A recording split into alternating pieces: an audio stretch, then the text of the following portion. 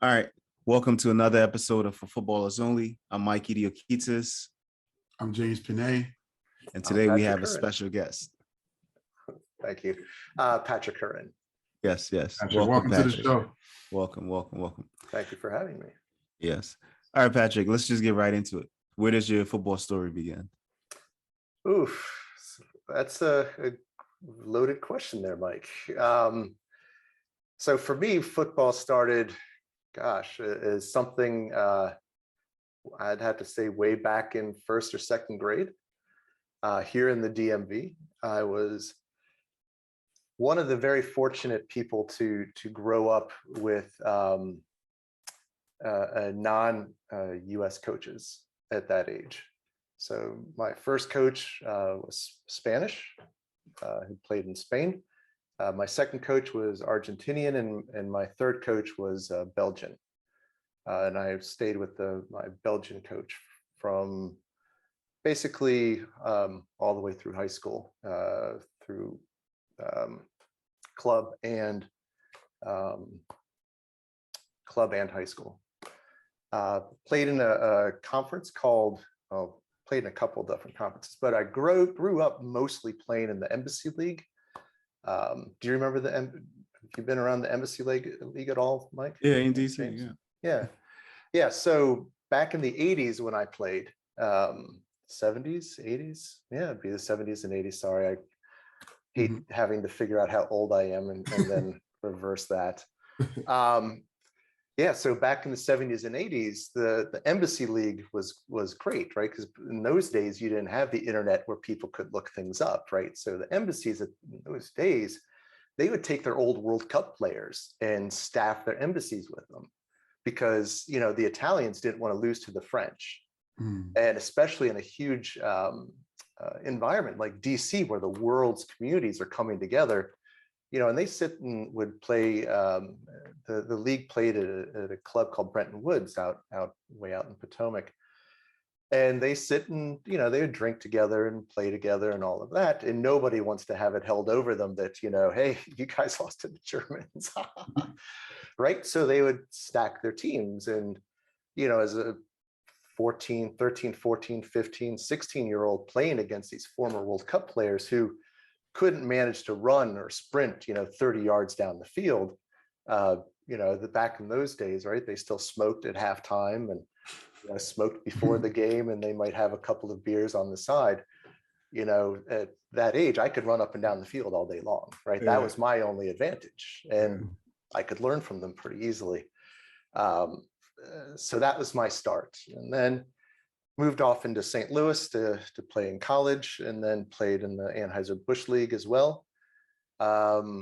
Those days, there wasn't a lot of money to be had playing soccer, or football, whatever. And so I started my career in engineering and kind of gave up on the sport for a little while until I had my son. I was going to be the parent that enjoys watching him from the sideline until I met his coach. And that didn't go over very well. Somebody who had never played the game before was not going to teach my son incorrectly. So that's how I got back into football and started my coaching career again. I did coach while I was in St. Louis. I coached men's NCAA for a season,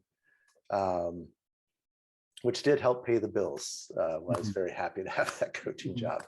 And then, as I had my son, and then I had a set of twin girls, and I've been fortunate enough to coach all three children on different teams at different times in their lives, and getting back into being an assistant coach for one of the girls this next season.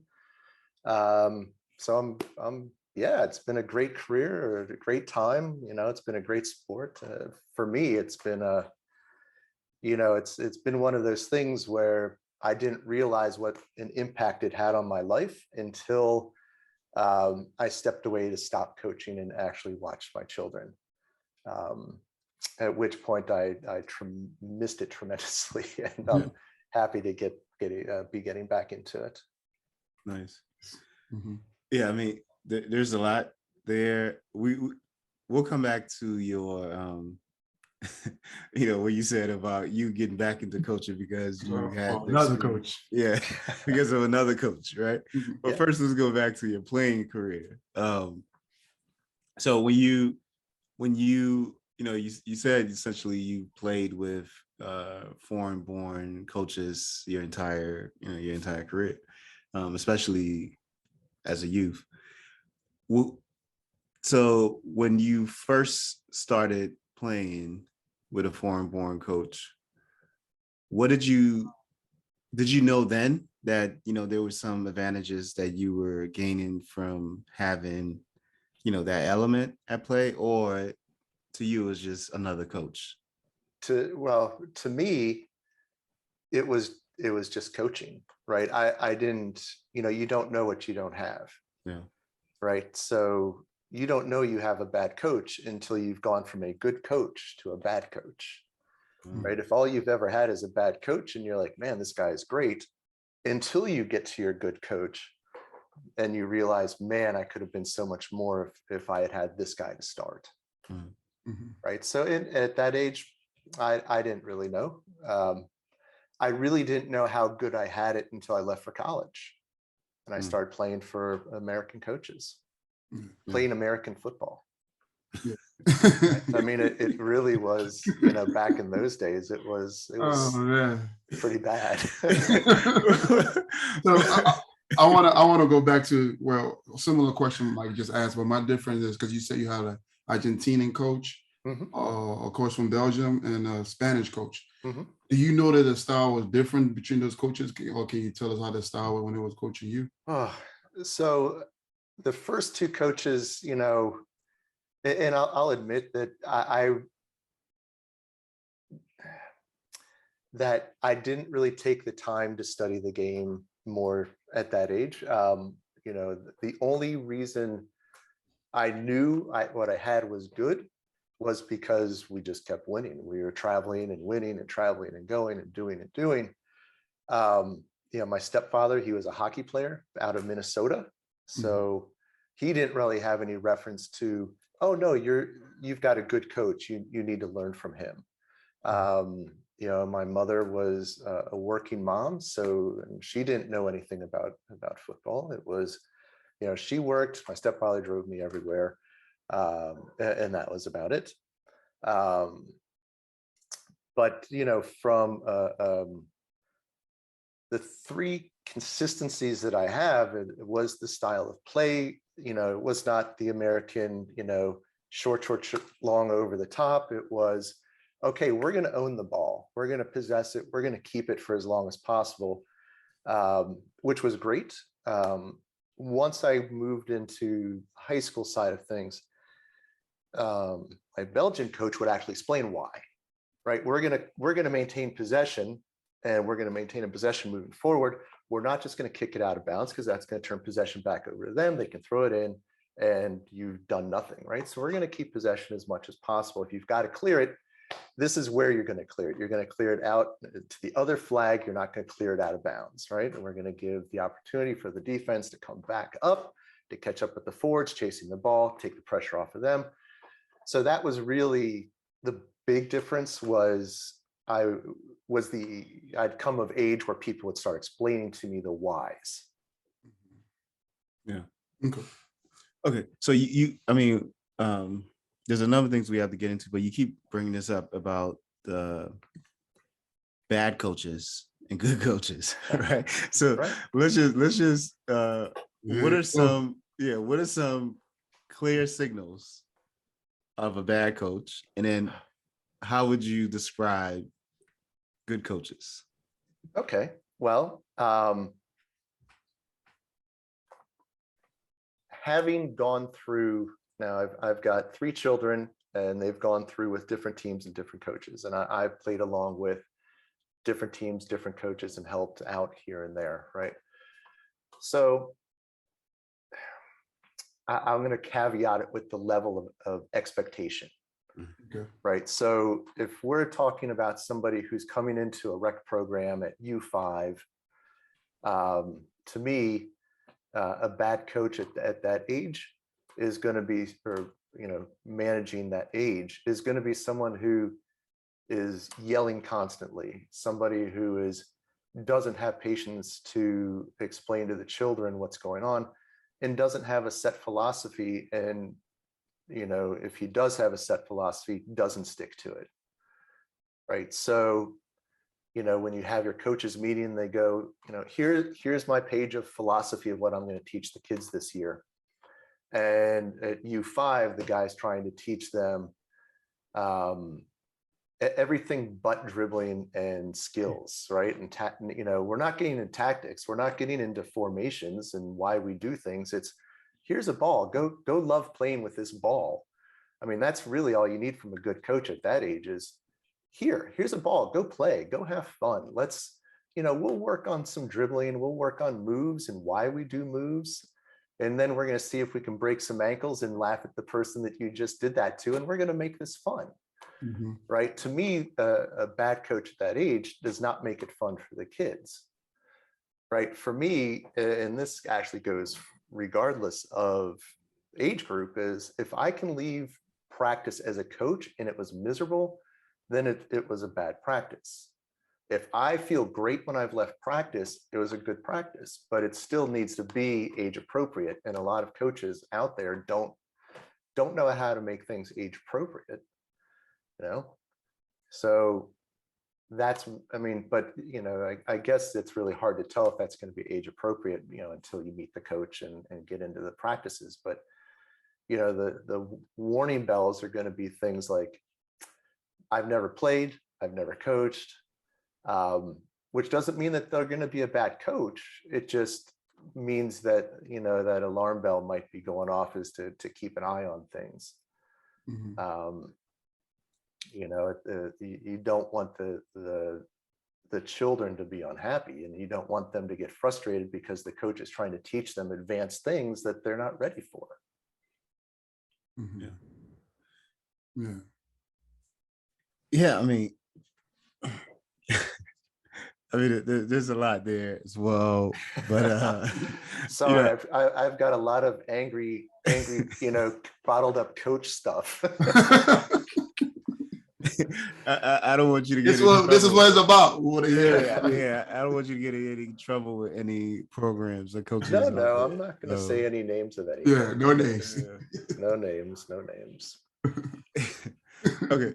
But, at the end of the day, right, Mike, the programs do what they think is best for the children, or you hope that they're doing what's best for the children. And that's been consistent across all the clubs that my children have played for, all the clubs that I've coached at. At the end of the day, it's supposed to be about the children. And I think for the most part it is, until, a little bit older, where you start getting the politics of things, of club ball. Okay. And that's outside of the children's scope too, for the most part. Mm-hmm. But as far as clubs and things like that, I'm not worried about getting in trouble, because all of them try to do the right thing. Yeah. Okay. Let's hold that thought and that line of conversation about the politics and club ball, because we'll come back to that when we talk about when you met your son's coach and how he transitioned you back into the game, right? But going back to you as a player, mm-hmm. When you were in the Embassy League, this is in, I want to say, probably the mid-90s, right? Oh no, my friend. The 80s? I was out of college in the mid-90s. Okay. So let's just say the 80s. Who were your, did you have any, well, I probably know the answer to this, but I'll ask anyway. Did you have any football idols? So, it's funny, right? Of course, there's Pele, right? Pele, when I was growing up, was, making his transition across from International to the Cosmos in New York. Yeah. Cruyff had come over. Yep. So I'd have to say those were probably my two big idols. And, it wasn't until much later where I started to really appreciate the Cruyff and the Dutch style of play, and, starting to get into the Brazilian side of things. And, but as a kid, right, where am I going to watch these guys play? Yeah. Right. We didn't have internet. We didn't have TV that carried the games live. right? So, I mean, we'd have to go to RFK Stadium and we'd have to watch the Diplomats or, to just to see them. Yeah. So then, okay, so you've stuck with the game from, Pele to now, right? So I'm going to ask you a question. And did you say both of your daughters play as well? Oh yeah. I've got a family full of players, and I married the only Colombian that doesn't like football. Wow. So wow. So there's a lot of hostility and anger in the house when there's too many games and too many practices taking over the family life. But yeah, wow. I've got all the family plays. Yeah. Okay. So this question, given that you're surrounded by ballers, this question, you're gonna get some heat for this, for whatever you say. All right. That's fine. Bring it on. Yeah. So the question is, who is in your top 11 greatest footballers of all time? And they don't have to be, you don't have to do like, a lineup. They can be all Dutch or all forwards or all Brazilians or whatever it is, but it's just your top 11. Your top 11. I'll help you count with my fingers. Man, that's a rough one, because it's not, because my history goes back a long ways. I mean, I'm gonna go with Pele. I mean, we can't go without the godfather of football, right? I mean, Cruyff, because of what he's brought to the game. I'm gonna go with our modern marvels of Messi, Ronaldo. Which Ronaldo? We're gonna go.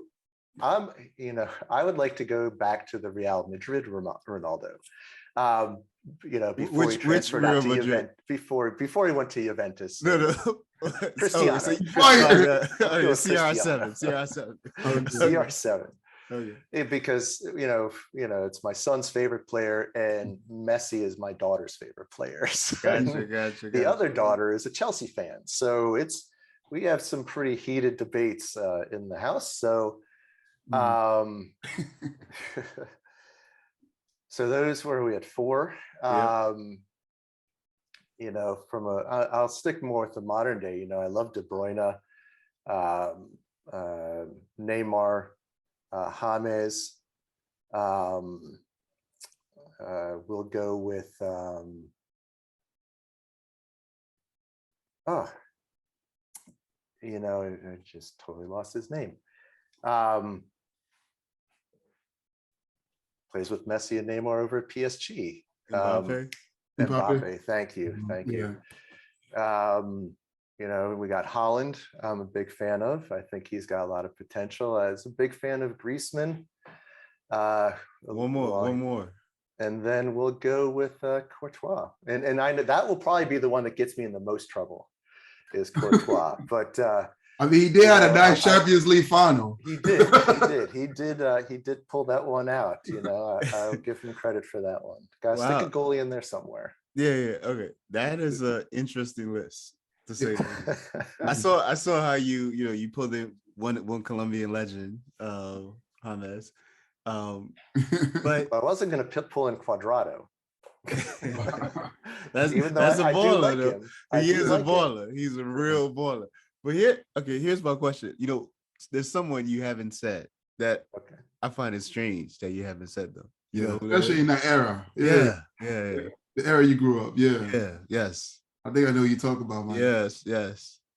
Everybody knows. Everybody that's watching. It's like a Messi or Ronaldo. He owned the era. He owned that embassy, that whole era. Maradona. Yeah, left-footed. Maradona. You didn't say. I don't like him. You don't like Diego. Never did. Yeah. Wow. Yeah.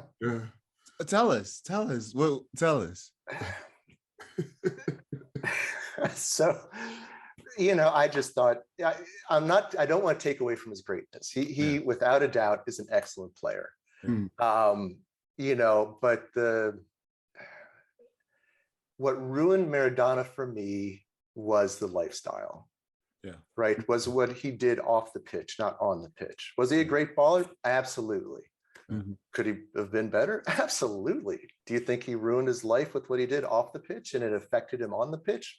Without a doubt. And to me, that's just a waste of talent. And I have a hard time putting him in with a group of people that work hard and use their talent on and off the pitch.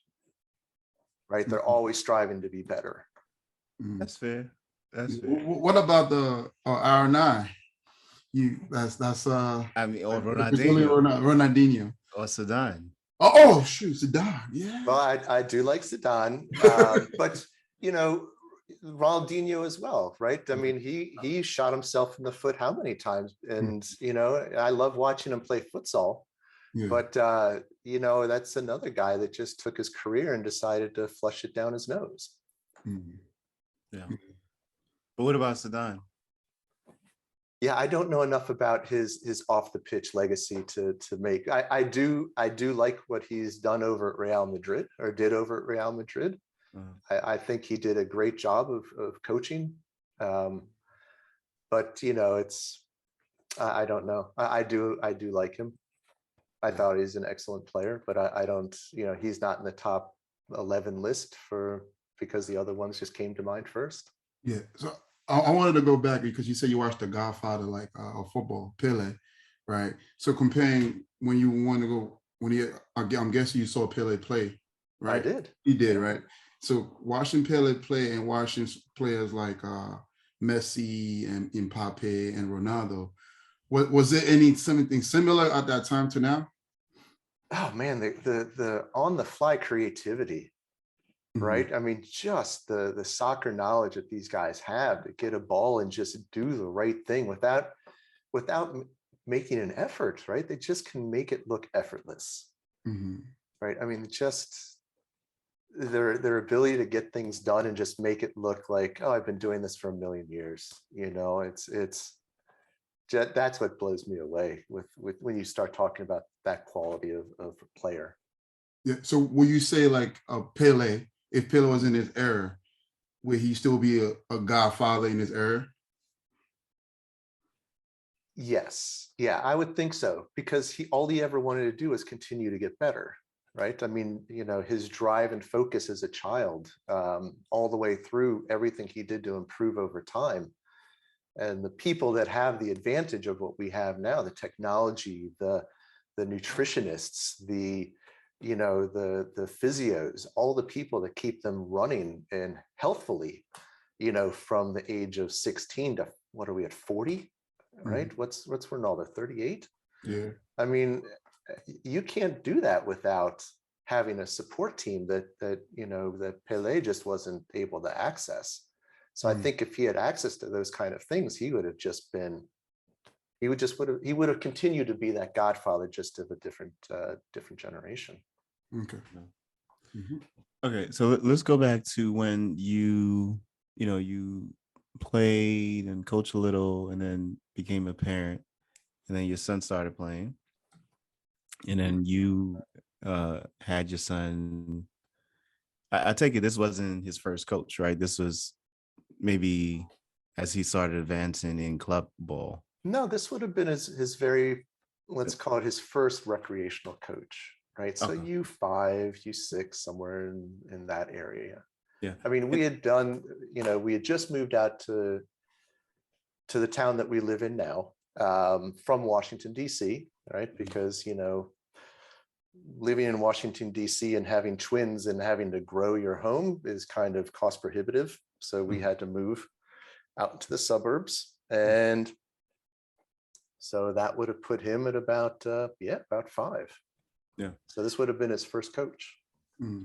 What was it? Was this when I know you said you quickly recognized that this person was not the best fit or situation for your son, and you had to step in. What was it that you noticed, and how did you navigate that, I don't know, discussion or Well,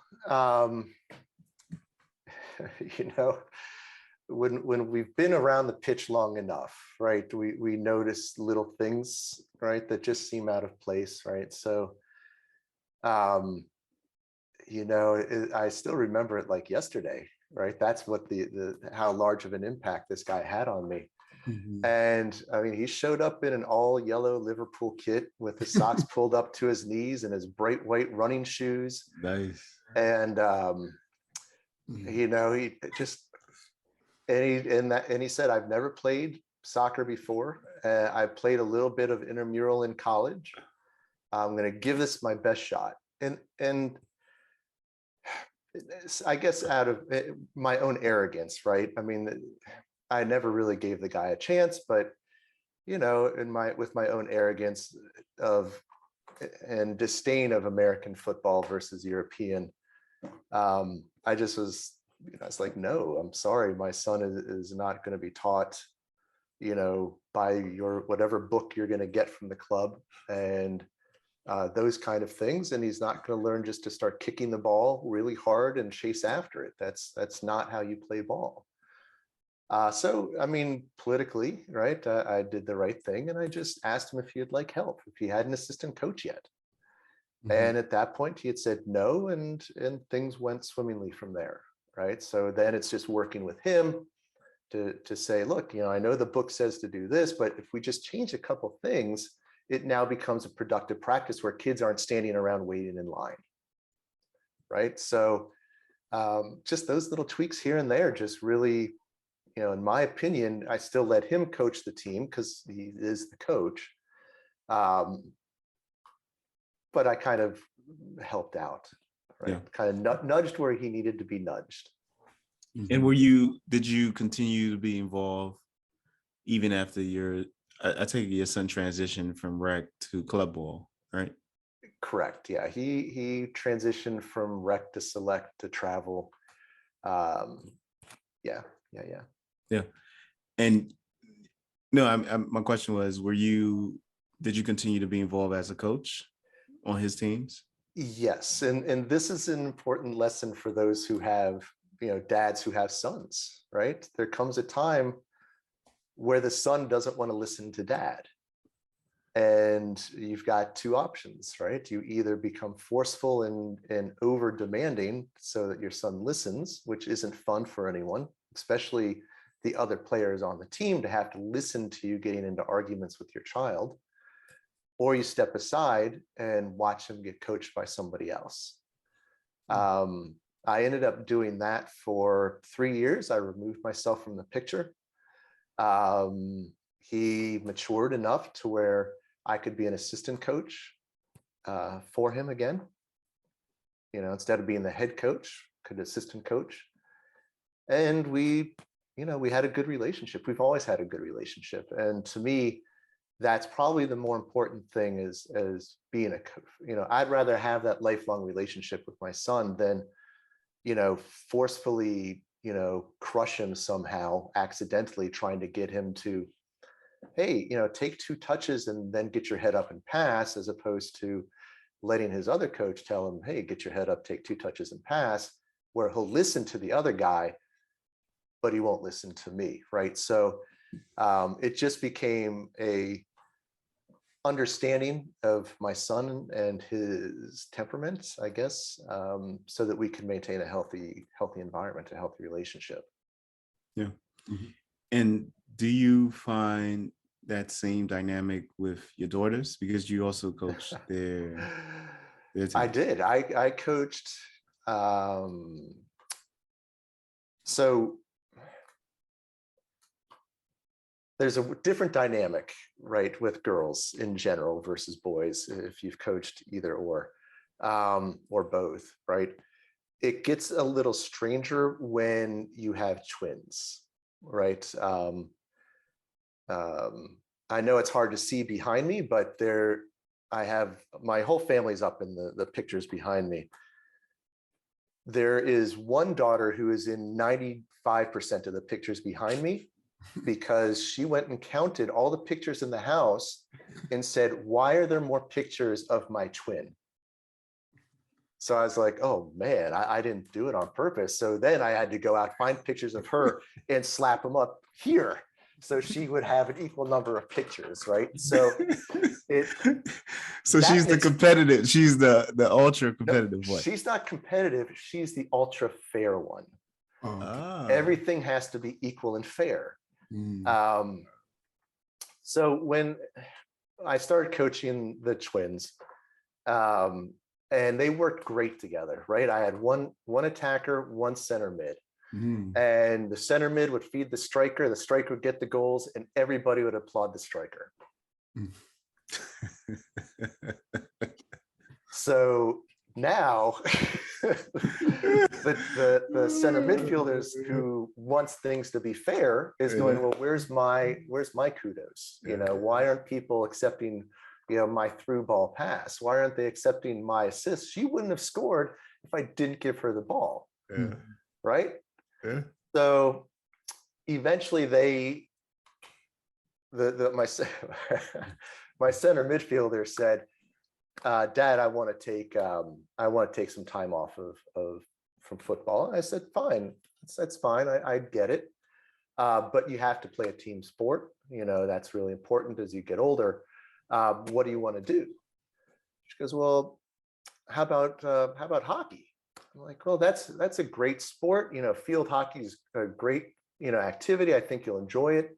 She goes, no, I want to play ice hockey. And I'm like, no, sorry, I'm not. We're any other sport but that one, because, you know, we already are waking up at 6 a.m. and I'm not going to the ice rink at 6 a.m. every day for you to get your, you know, your time in. It's like, you know, swim team. I'm just, you know, got 3 kids and a wife, you know, I don't have time for that. So, you know, we got around to talking. I'm like, well, what's the change? And it was, you know, well, and that's how I learned that she didn't like that she wasn't getting the kudos as a center midfielder. I said, well, how about we just switch teams? Why don't you go onto a team where your friends are playing instead of your sister, and, you know, go at it from there. And that's how she ended up on a separate team from her twin. And I ended up coaching the strikers, or was the assistant coach of the strikers team from when she started travel until she left to play academy ball. The other twin, who was playing with her friends, I would come out and I'd do a training session every once in a while with her coaches. They enjoyed having a fresh perspective on training.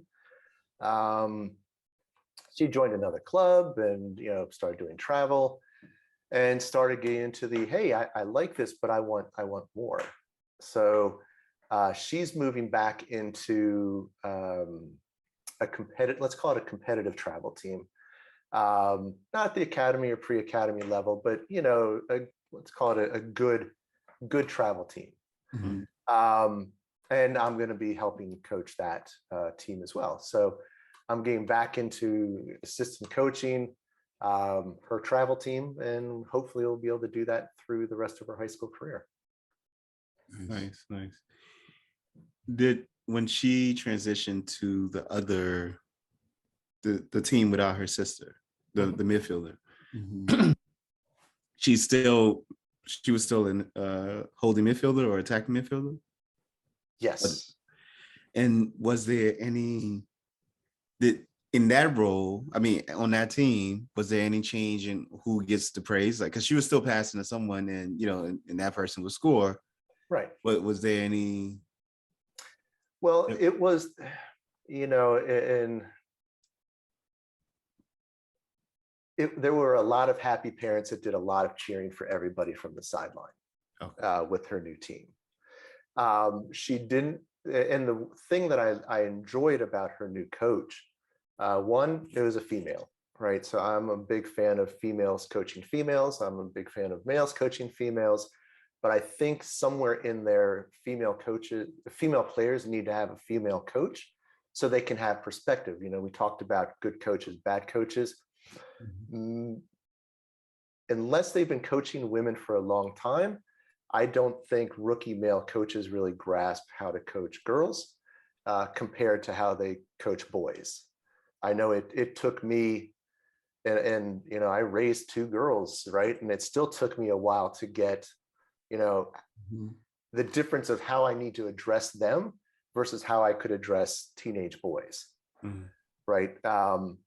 And the female coach did a great job of teaching the girls different roles on the pitch, right? So she didn't lock them in and say, you're a defender, you're an attacking center mid, you're going to be a winger. No, she put them in their roles, and if they succeeded, great. If they didn't, then she would coach, right? At practice, she would coach the roles. She did an excellent job of preparing my daughter to play whatever position she wanted, or wherever, let me phrase it, wherever she was needed, not what she wanted. Which as a coach, right, that's kind of what you're looking for, right? I don't want to have a child come to me and just be like, hey, I can be a striker, but that's it, right? But even as a striker, if you can't play center back, you don't know how to attack your center backs, right? If you don't know the player, how the player plays that you're going against, how can you maximize your abilities? Right? And she did an excellent job of getting the girls trained up to learn the different roles on the pitch. Yeah, nice. You mentioned the center midfielder is transitioning to a good team, a good travel team. How do you know, what qualifies as a good team? So we're going to go back to my basics, right? We're going to possess the ball, right? We're going to transition out of the back through the midfield to the forwards. We're going to pass through the slots. We're not going to go over, you know, short, long 30 times in a row, where we might do short, long once every 5 times, you know, 2 out of 5 times, but we're not going to consistently do the same thing again and again, right? You know, for me at that level, the coach isn't yelling at the players what to do on the pitch, right? They're figuring it out on their own, right? So my mentality towards gameplay is very similar towards school. Actually, you know, the whole soccer mentality is, to me, it's very similar to going to school, right? When we go to school, we practice our math, right? Let's say we're just going to talk about maths, right? So we go to school, we go to algebra, and we study our algebra, right? We get homework from the teacher, we go home and we do our homework. Soccer, we go to soccer and we train at soccer. Then we go home from soccer and we practice our soccer, right? We might juggle, we might put some cones out and do some dribbling, but it's the same as school. We go to school to work, we go to practice to work. We come home from practice and we train. We come home from school and we do our homework, right? And we get ready for what? Our tests, right? We do our tests in school. Does the teacher sit there and tell you the answers in your ear? Are your parents allowed into the classroom to tell you the answers? No. So why should they be able to do that when your kids are tested on the pitch in their game? Right? The coach can do little reminders here and there, right? Hey, did you think about this when you were doing it? Right? But parents and coaches shouldn't be yelling and dictating when they're in the middle of their exam. I mean, it throws them off. You're giving them the answer. How are they going to know? How are they going to know that they're successful or they failed if you're giving them the answers all the time? Why do you think? As we all know, right, part of growth is failure, right? I know we've all been on the pitch and failed, or left the pitch feeling like failures, right? If you never have that experience, where's your drive to succeed? How can you become better if you've never failed, right? You can't learn to win without losing. So what do you think drives what you're talking about, that this ecosystem of everyone yelling nonstop at, you know, young players? So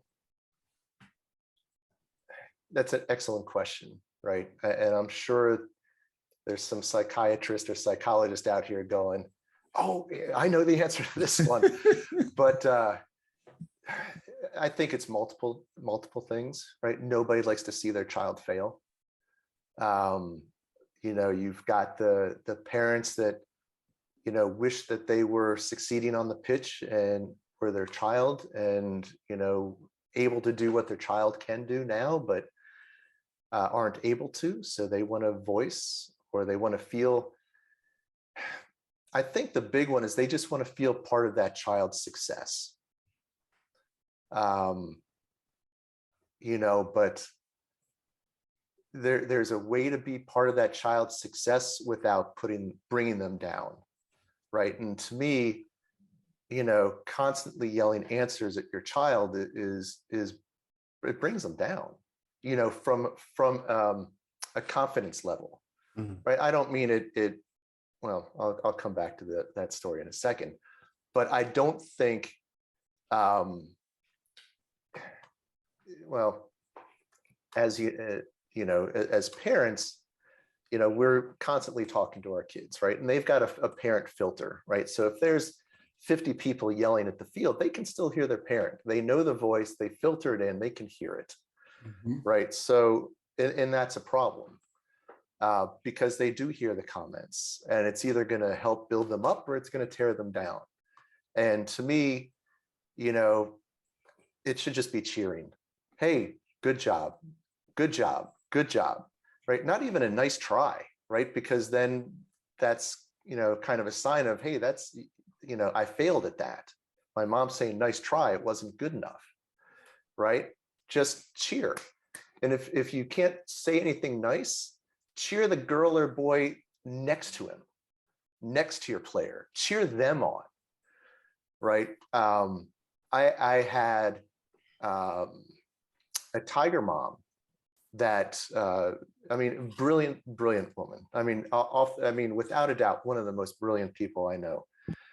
And her daughter was walking onto the pitch, and mom yelled from the parking lot, like 40 yards away. Mom yells, and it was just something as crazy as, did you forget your water or your shoes, or just something, just silly. And the daughter was sitting there all smiley, happy, ready to go get into it. Mom yelled, and you could just watch the daughter collapse into herself, and her face shut off, and she didn't smile the rest of practice.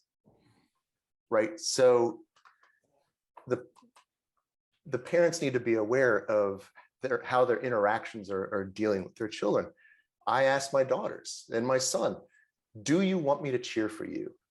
If it's yes or a no, well, what can I do? Can I go Liam? Can I yell out, go team? What am I allowed to yell out that you're comfortable with? Right? So they have some buy-in into it, so that I'm not messing their game up. I don't want them to turn around and go, if you hadn't said that, I would have been fine. Right? If you hadn't said that, I wouldn't have missed my shot. Why are you yelling shoot when I'm about to shoot? I know to shoot. The ball's coming at me in front of the goal. Right? It's like the parents that yell boot it. Right?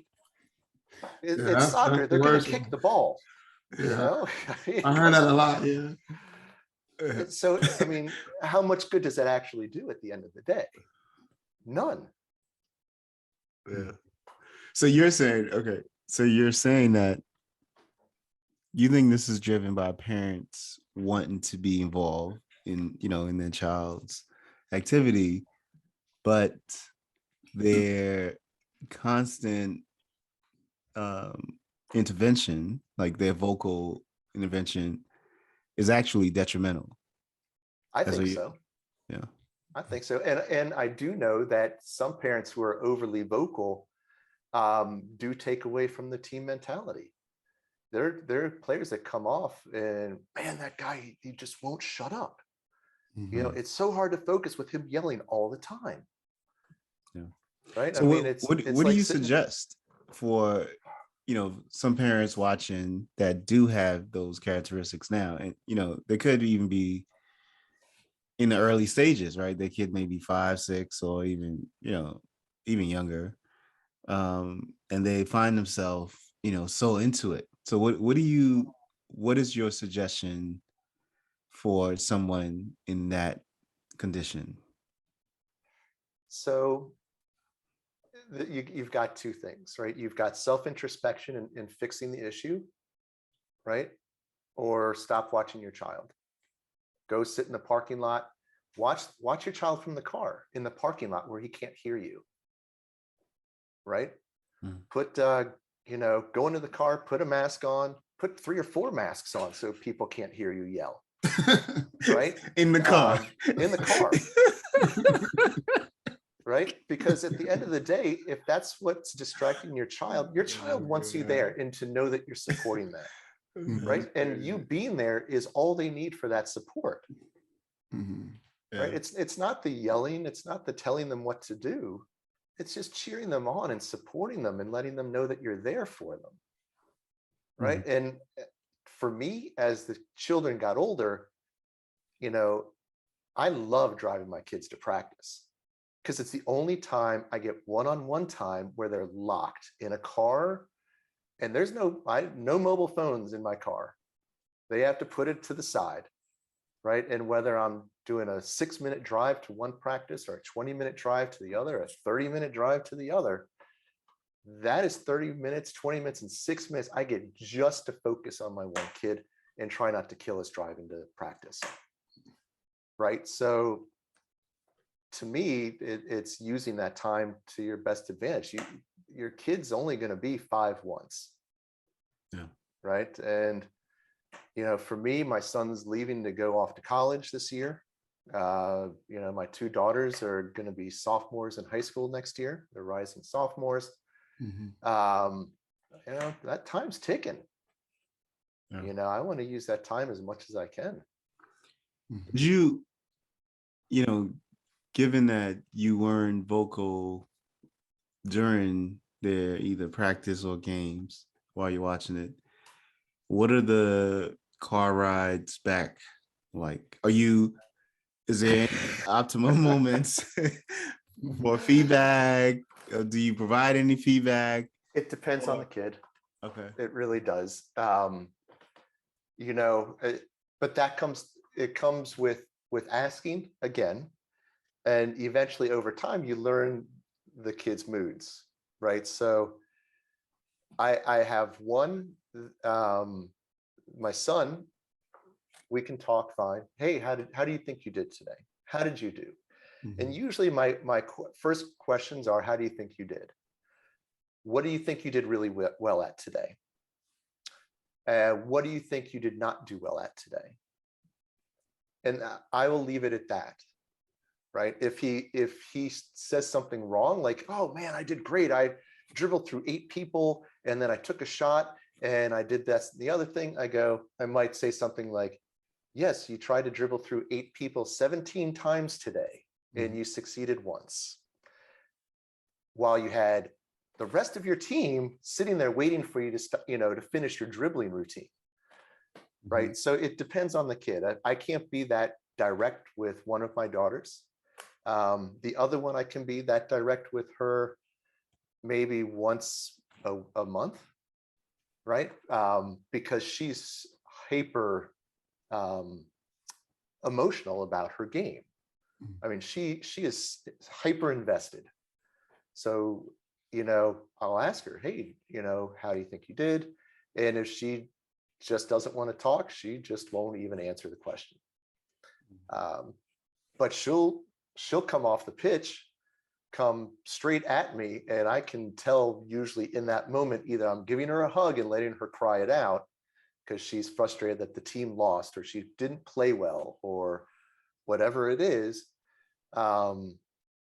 It's just one of those things you learn about your child over time. But really, I find asking, because just like with coaching, you've got that 24-hour rule. Don't come and talk to me about the game right after the game is over. I am too emotionally involved in what just happened to give you a politically correct or even a valid answer. right? So, and it's the same thing with the kids. I mean, right now, right? So they're playing their hearts out for 45 minutes a half, and if they're vested as vested as they are, they might not be able to deal with you yet, right? Until you maybe get them, remove the hangry, get them fed, get them showered, let them soak in what they've learned from today, from their experience, and then maybe they'll be able to talk. But it really, even at the younger age, it's you got to ask. You have to have an understanding of your child to know what to ask and when, because they need to process it also. Yeah. So what was some of your difficulty being a soccer parent? What was or is? Because I Yeah, still have difficulties as a soccer parent. yeah. I can't sit with the other parents. I sit on the 18, regardless, and I try to sit on the opposite, the opponent's 18 box, right? So with their goalie, I sit there with their goalie, and I sit at the 18, and I listen to the hover parent that comes down to talk to their kid in goal the whole game, which bothers the bejesus out of me. But at least I don't accidentally say something out loud about one of my child's teammates that the parent might hear, right? Because I get very frustrated, just like everybody else, when they play well or play poorly. My biggest problem is my filter in my mouth doesn't stop me from having things come out of it. And I've learned that the hard way, that same thing with, if you think about the parents that can take videos of their kids playing ball. Yeah, I can't do that either. I get wrapped up in the play, the camera stops, and I'm watching the ball go over, and the camera's, shooting a corner flag for 20 minutes. It's just one of those things. I try not to get vested in the game, but I do end up getting vested in the players. And when they make mistakes, I try to bite my tongue. I try to be proper and polite about it, but sometimes things slip. So I've learned over time that I need to be set aside. I set myself aside purposefully, so I don't accidentally say something that might hurt somebody's feelings. Yeah, I mean, that's a great, I mean, we've talked about that internally, but that's a great practice for a lot of parents. Try to remove yourself from the situation as much as possible. What do you also, for the teams that you're not the coach, right, or the assistant coach, are you also interacting heavily with the parents on the team and kind of providing guidance, or what I call parent development, on what the development process looks like, and what, you mentioned a couple of times, like age appropriate, training, right? So they shouldn't be focused on, I guess, tactical mastery at 5. Right. And they should be having fun, and so, yeah. And do you do that? And if you do, what is the response that you get as as another parent? So yes, sharing is caring. At least that's what I believe, right? So it's not just from G.I. Joe. You know, yeah, I do. I talk to the parents. I mean, we travel. Some of the parents and I, we travel all over the country, right? Our academy team, we're all over the country, right? We leave for San Diego in 2 weeks. We were in North Carolina, we were in New Jersey yesterday, we're in, luckily we had a home game today. So yeah, I mean, and some of the parents, they, I find a lot of the parents at the higher level teams, they had a parent that played higher level ball too. So a lot of these parents have played college, or played high school, or did something to help drive their child to where they are. But yeah, I mean, I definitely, we talk. If they ask me my opinion, I give them my opinion.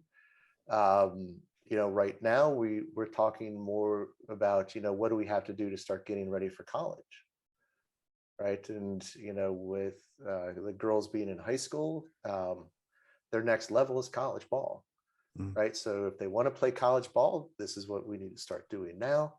If they don't want to play college ball, great. They don't want to, that's their choice. We can't force them to try to be an elite 1% of players in the world, in the United States, if they don't want to be. That's a whole lot of pressure for somebody that doesn't want to play college ball, right? I mean, that's, so that's kind of the stuff that we work on. That might be a conversational topic that we have.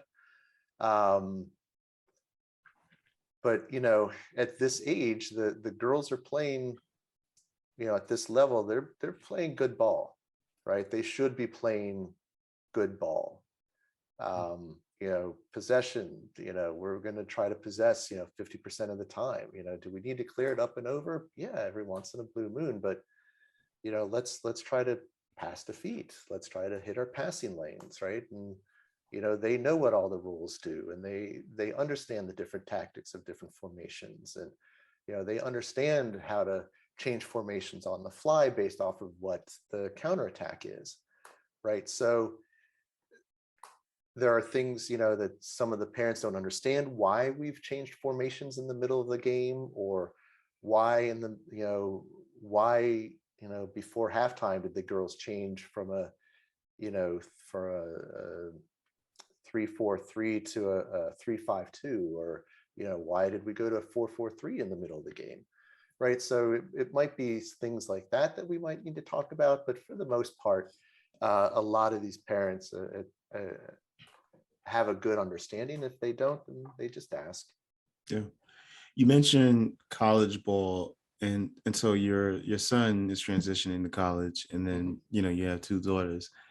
What have you, as a parent going through that process, what have you noticed in that colleges, and really all level colleges, of course, the top level being D1, and then within that you have certain conferences, but what have you noticed that the colleges are looking for in players?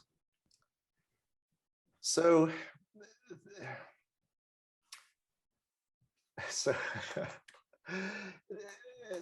I'll say a couple of things on this topic. So when I was looking at players back when I was coaching, for me, it was, the understanding of the game, they're physical, that they can ding a ball across the field and hit somebody in the chest if they needed to.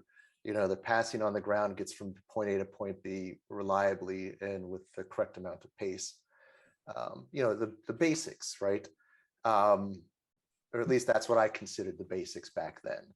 Mm-hmm. Now, having been around a bit more, there are coaches that like certain types of players, right? There are coaches that want, hey, my whole back line has to be 6'2" or taller, right? My front line, he better be 5'6", and he better be built like a fire hydrant, right? It makes no sense, right? If my 6'2" guys in the back can't trap a ball, who cares if they're 6'2"? If it takes them 30 yards to get up to full speed, a 6'2" back isn't going to stop you when the 5'8" guy runs past him at 30 miles an hour, right? So I find that the coaches have their own mindset as to the type of player that they want, and it's going to vary per coach. So having an understanding of how the coaches' teams play, right? When you go and you're looking for colleges, watch their games, right? Is that the kind of game play that you're familiar with, right? So for me, I didn't get a chance to really watch, how my college team was going to play. Mm-hmm. Man, I'll tell you, American soccer in the Midwest, lots of kickball, kick and run, kick and run, kick and run, which drove me batty. Right. And eventually we were able to convince the coach that, hey, let's possess the ball here for a little while and let's see how things change, possession wise. Nowadays, they're not so open to that. They want their game, they want it their way, and they have assistant coaches to help them get things done. And so for me, I wish I could give you an honest answer. The one thing I had one of my son's trainers, always tells me, about my son playing in college. And his trainer is, I want to say 5'8". He played on the men's national team. He's played all over the world. He's like, you can't teach height, right? My son is at actually he's 6'4" now. And the guy can jump like Ronaldo. I mean, he's just nothing is getting over his head. To me, that makes him a great 6, right? And and if he decides that he wants to play next year, he's going to have to walk on. If he doesn't want to play and he wants his first year to be a sophomore year so he can focus on college his first year, more power to him. But as his trainer says, you can't teach height, right? So, I don't know a lot of coaches that would be unhappy with a 6'4" number 6 that's got, good ball control and can shoot from 30 yards out. Yeah. But it depends on the player and the coaches. There's lots of these programs that, hey, send me $3,000, I'll get your kid into college to play ball, kind of things. They promise the world that really, if you do your own legwork, will help you probably do better to get into college than those things will. And for me, the advice that I give to our teammates is, what does your kid like to do? Because at the end of the day, while only 1% is going to be playing in college, it's even less than that are going to go professional, and even less than that are going to be able to make sustainable living off of just soccer. I was happy about Trinity Rodman getting a $1 million a year for a contract, right? I mean, how fantastic is that? That's a livable wage for a soccer player, but not all of them are going to get that. Yeah. Right. So what do they have to fall back on? Right. Their education. Yeah. Right. So for me, get that education, find that college that you want to stay 4 years at, regardless of your soccer program. Right. And then work at trying to get some type of financial aid through your academics. The colleges will pick you up much faster as an A student because he doesn't have to worry about you. Right? If the college coach has to worry about you failing out versus somebody who might be equally as good or maybe just a little, below your player, but they get straight A's, they're going to pick that straight A player, because he doesn't have to worry about them. Yep. Right on. Yeah. The college game is, I wish more parents were, well, for you, this is good because you have this experience with your son, so your daughters are going to benefit from it immensely. But unfortunately, a lot of parents do not have that, the window in, and by the time they have the window in, it's too late. It's like, and one of the big things we talk about, I was telling you earlier, within coaches, like the coaching community, is that, you mentioned the 1% going to play college ball. That 1%, you have to be a special player. You're not, and this is the part that's missing, a lot in development. And so, you can be on a team that wins win all the conferences and win all the tournaments or whatever it is. But if you're not, because you're not going to play with the team you're playing on and your formation and your role and all that, that's not what's going to transfer when you go to college or pro, And so you need to be a special player that have all the basics checked. And then you have those special qualities, be it, and can take anybody on, a great, defender. And I think that's the part that's missing. And because it's a hard thing to accept, the easier thing to measure is like, oh yeah, we won everything. We won the state cup and we're at this tournament, we won this, etc. We got all these trophies. And so I'm on a good team, I'm a good player. Yep. And I should get my picks, whatever college I want to go to. Yep. and then you go and talk to the colleges and they're like, I don't care. I don't care what team you played for. Right. Like they could care, especially now, they want to see video. And so you send the video and,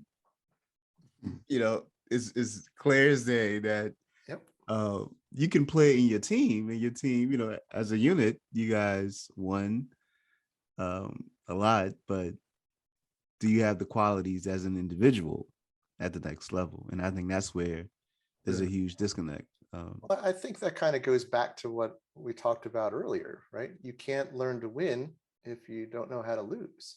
Yeah. Right. So for me as a coach, I want to see how you're reacting when you're losing. I want to see what you do when you're down 2-0. I want to see what happens when a player beats you and they score and it is your fault. What do you do?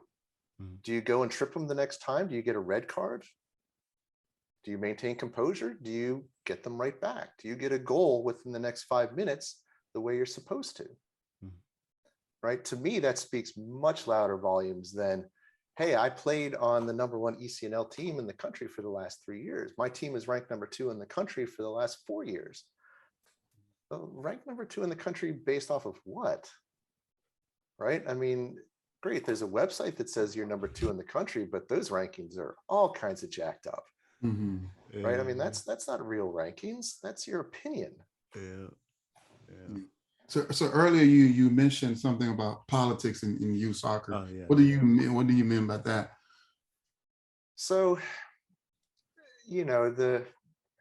just like with everything, with work and things, we all have to deal with people and having the right answer or, saying things in a specific way that won't hurt the feelings of somebody else. Right. And, the political correctness of it all. But